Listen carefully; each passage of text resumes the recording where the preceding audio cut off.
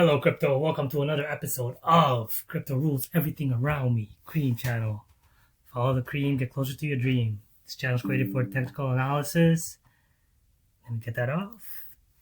Technical analysis, educational purposes, and entertainment only. So don't take anything I say here as financial advice. Everything is strictly my opinion. Alright, let's get into it. Let me play some jams. Okay. It's been a sad day for Bitcoin, I guess. For the past few days, we've been retracing in the weekend, boring action. And Monday, today, April 11th, all right, minus 6%. Currently sitting at 40,650, high of 44,107, and a low of 40,281. Let's get into it. So before we look at Dogecoin, we'll look at Bitcoin. All right. So today I'm going to be using CoinTrader Pro because the only reason why I use Binance is because the price is current, right? So I hate the lag on other platforms. So I use Binance just because the price is current for trading purposes. So I'll chart on CoinTrader Pro. It is a good platform. I recommend it if you're just learning how to do charting and TAs. I would use TradingView, but TradingView, now you have to pay for it, and you can only use the limit of 3 indicators. So if you're just learning, I suggest CoinTrader Pro. Anyways, let's get into it. So both support levels are broken, right? I already told you guys. I'll be bullish if Bitcoin price holds above 200 EMA, and look, he went below it after he didn't hold it for too long. So right here, 9 days. After 9 days, it went below it. And as you can see, like I said, if the price goes below 200 EMA, expect more retracement because that's basically your bull or bear line right there, for me at least, right? So as you can see, once the price went down, MACD also took a play. It did a bearish cross, and RSI after it hit 70 at overbought, it didn't make a higher high, so the buy pressure obviously went low and the selling pressure was a lot stronger. So now the price is just tanking or retracing. So if you guys don't know what I mean about EMAs, EMAs, 50 EMA, 200 EMAs, MACDs, or RSIs, click on the video on the top right. I mentioned what EMAs are and all these indicators on this video, fundamental and technical analysis, and how to set them up on your charting. Click it now if you still don't know what I'm talking about, but if you do, let's move on. Okay, so that's the daily chart of Bitcoin, right? Now the price is sitting below both EMAs, bearish cross, retracing. So I'm expecting for the price to rebound when it hits 30 level, which is oversold in RSI. So anything on 70 you exit, anything on 30 you enter. Not financial advice, but this is the indicators I use if I was to trade, right?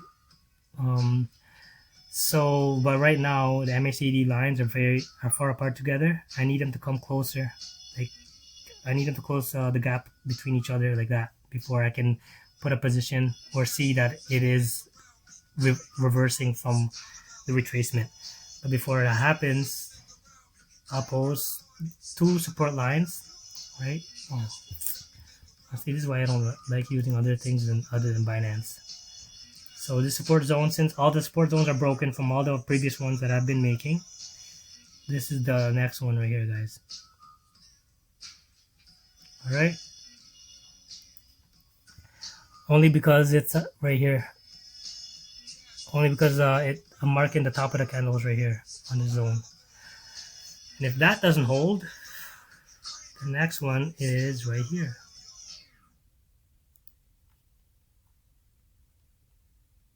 All right, and that's at 35,000. That's at 35,000. So the first support, if this trend continues, we're going to look at 39,000 as the next support, 39.38, and then 34.33. But the one I'm worried about is here, 29,800, guys. This is the scary support for me over here. Because this support will tell me that Bitcoin is now done its bullish trend, and it will continue to go down after, if these support are broken and it actually breaks below this 28 28,900. The next support, guys, is not a pretty one, which is right here.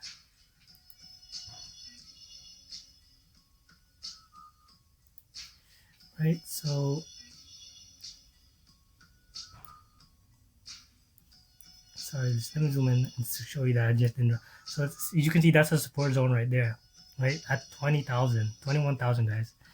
So if 29 does not hold, which is right here, which is the one I've been eyeing this whole month of charting the Bitcoin, if this 29,000 does not hold, game over, bear mode, full out bear mode. But I'm still bullish because of what April has to offer. A lot of projects are releasing news, especially Dogedash. They're coming out with news on like April 21st. So if Bitcoin does fail to have all these support zones, if Bitcoin fails to hold support zone in these two levels, some other technical analysis on YouTube that I watch, right? Shout out to them. I mentioned that I thought if Bitcoin broke out over here at 50 and then could not break that 50 and then retrace down, that's where I thought altcoin season happens. This level right here, right? But it didn't even make it that far. It started retracing right here. So now my second one was right retracing down here. Once Bitcoin touches this support zone at 34,000, 35,000, and then rebounds, this is where I see altcoins happen as well, right? So a lot of the other TA guys are saying the same thing. Let's hope it happens sooner than later. Let's hope it even happens here.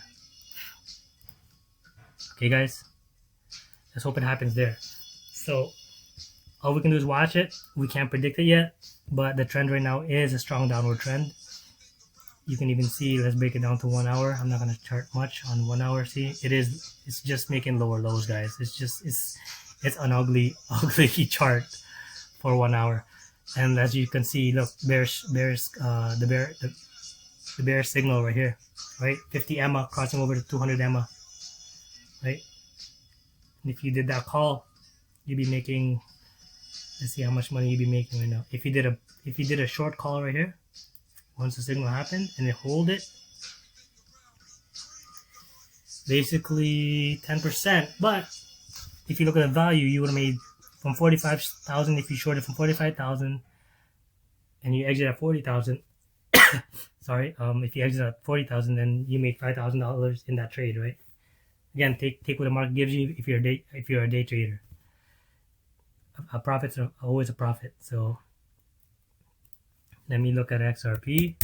I'm looking at XRP because of the lawsuit, right? It's been gaining a lot of momentum with the news and exposing the corruption of SEC. Love it or hate it, I have XRP just because the technology behind it, the ODL. If you don't know what ODL is, I'll do another video getting in depth of what XRP does. Basically, what sold me is that XRP is faster transactions and cheaper. You know, you get transactions done per second, and you don't pay ridiculous gas fees if you were to transfer or do any transaction with XRP. Like gas fees right now, $80. XRP transactions per transaction is like cents. You don't even see it. So why not use cryptocurrency that saves you time and money? It only makes sense, right? Anyways, I'm not trying to sell you guys XRP, but let's look at the charts. Here it is on the daily. Well, actually, before we do that, I want to show you guys what's happening, right? So recently, the lawsuits did a 180. Before it was actually favoring the SEC, but now the SEC is showing a lot of corruption behind this lawsuit. So basically, HINMAN and Jay Clayton were the chairman of SEC that filed the lawsuit. This guy right here, Jay Clayton, he filed a lawsuit the day he was leaving the office. Why? They had hidden agendas, right? So you'll find from here, and this is William HINMAN right here. So recently SEC had to expose the emails regarding HINMAN and his speech saying what a security is and what is not. You know, it's ironically, US is the only country that's saying XRP is a security while the rest are saying it's a currency.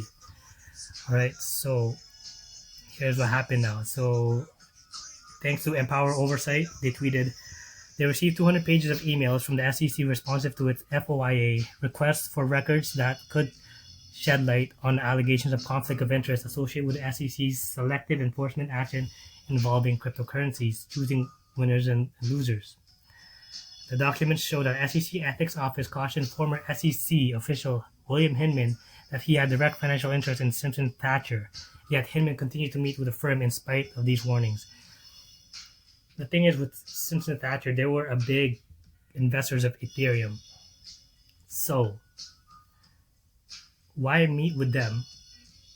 And then, after meeting with Simpson Thacher, filed a lawsuit on Ripple. I don't know. Seems fishy, right? And then here, another tweet. HINMAN met with Josh Bonney, a partner of Simpson Thacher, at least 3 times after that warning. So he had warnings about conflict of interest, and he still refused to listen to those warnings, and he still did it, right? So HINMAN also met with co-founders and investors in Ethereum ahead of market-moving speech he gave in 2018, declaring that the digital asset Ether is to not be a security. So after meeting with these Ethereum co-founders and a bank invested in Ethereum, he released a speech saying that ETH was not security, while filing the lawsuit of XRP. After a few more days, he announced his speech saying ETH is not a security. Price of ETH shot up, and then they filed a lawsuit on XRP, and XRP's price tanked. Coincidence? I don't think so. But I'm just glad that now they're exposing the corruption, and hopefully XRP wins this. It's not just for XRP, but this lawsuit is for the whole crypto industry in the US, because the US, the SEC is overreaching and they're trying to control cryptocurrencies. All right, so this lawsuit is for the whole crypto industry, not just XRP, guys. So just understand, the XRP is doing this for the whole industry. So let's look at the price action on XRP.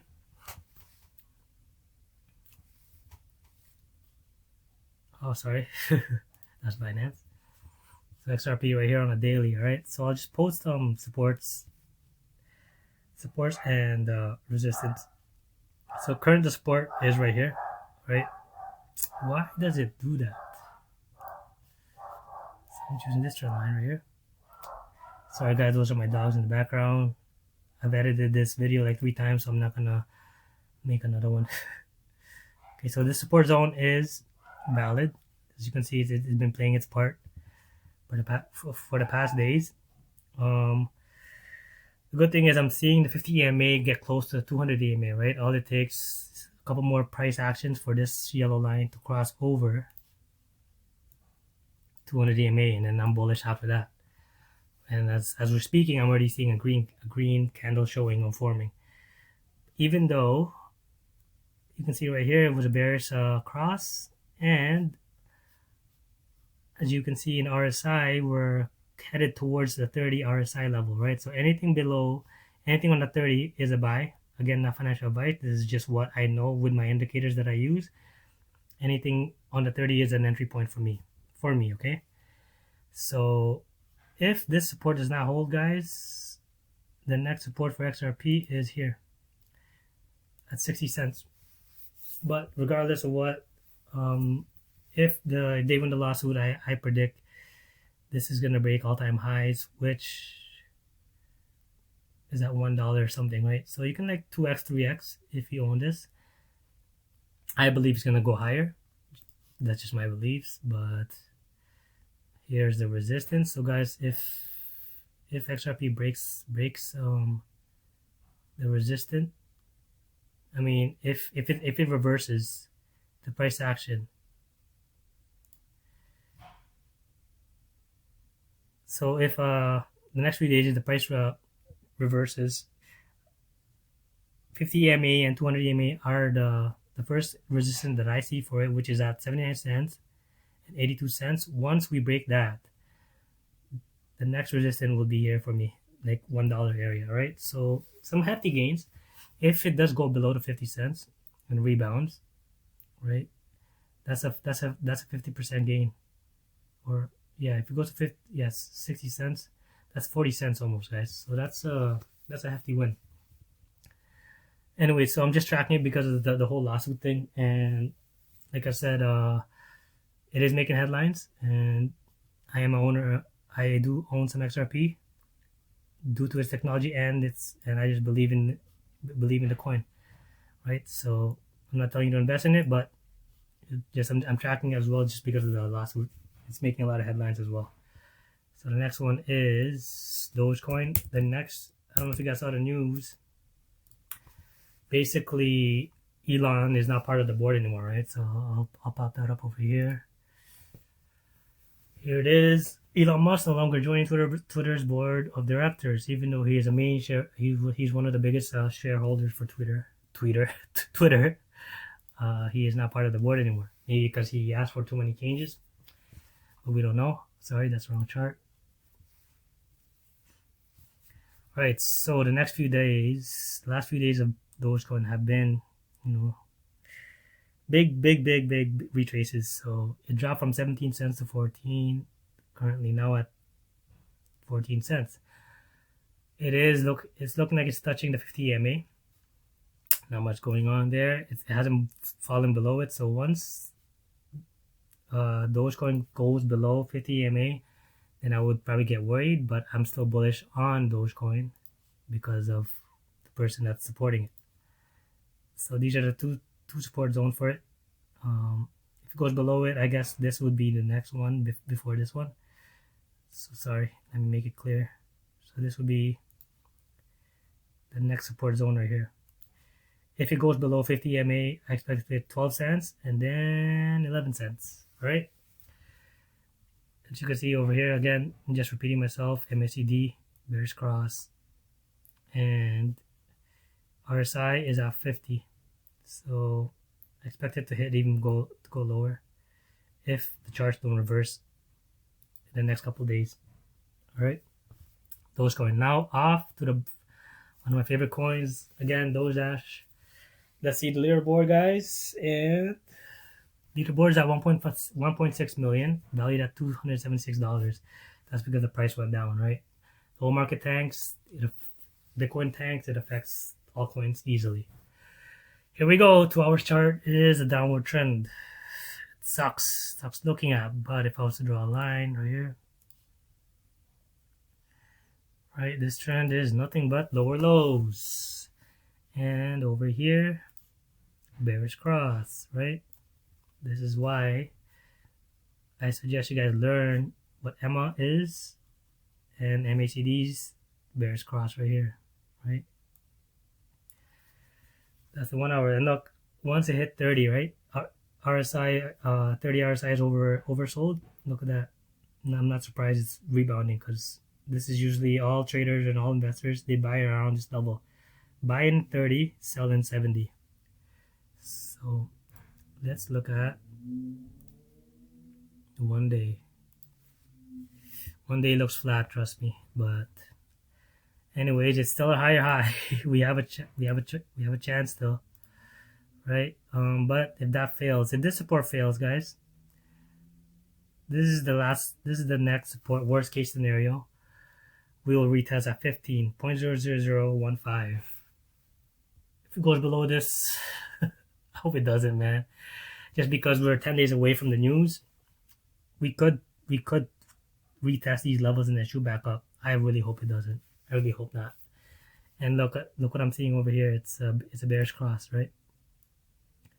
But hopefully, all it does is just this. It'll just do sideways action for a bit until the news comes out, and then boom. Depending on what the news is, whatever news they come out with, it says big news, right? Yeah, not much to look at. I want the price to go above these 10 and 20 EMA lines. Resistance levels right here. Resistant at 0.21 and resistant at the 50 EMA, which is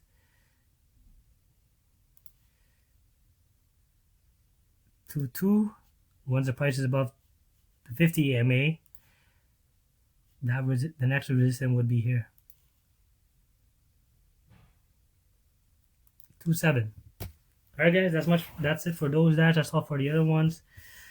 It is a red day. It's not exciting, but these are the days you buy, not sell. Okay, so thanks for watching. And if you like the content of the channel, please click the subscribe button on the bottom right, share it to your friends, And yeah, we'll see you in the next one. Thanks for watching.